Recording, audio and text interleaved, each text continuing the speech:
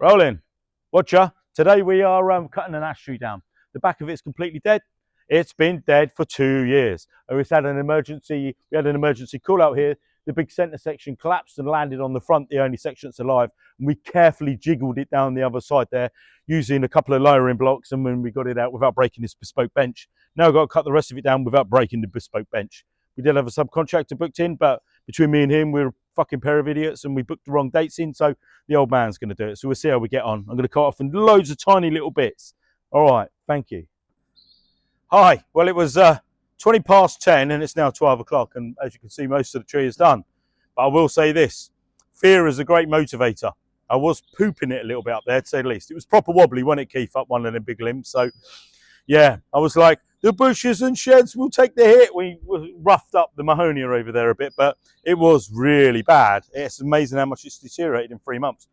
But interestingly, my little 150, is it a 151 TC, I bought this new a couple of years ago, and I was up a walnut tree and it had bees in it. Anybody that knows me knows I'm allergic to bees, and they literally landed all over my fleece and stuck on my fleece and were attacking me, and I dropped out the tree. This thing was nearly brand new.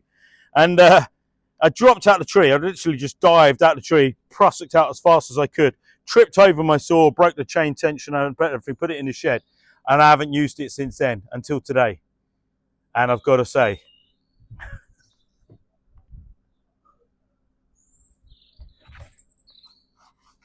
I fell in love.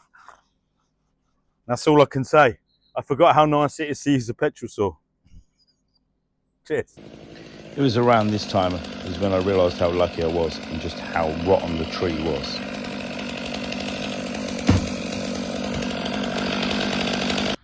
Hi. Seem to have jinxed myself a little bit with that top handle chainsaw I was just talking about on another video. I'm going to splice all these together. I was cutting the rings off, and they were literally breaking into 4 pieces or 3 pieces, weren't they, boys? As I was chucking them off, and I was like, what was holding me up? And no wonder I didn't want to shake the tree. I think the woodworm holding hands is what was holding me up that tree.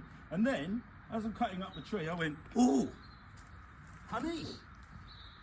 I ain't never seen that much honey before off a tree. There was loads of it, look, loads of it. And I'm like, oh, that's a bit strange. And then I cut one more ring off, and they literally just bees come out from everywhere and just all around me. So I took a sharp exit out the tree this side. My saw went that way, didn't it, boys? You can see my scrape marks. And yeah, you had to pull the bees off my jumper again. I was like, I don't believe this, I'm jinxed. So yeah, have a look down there, you'll see more of it.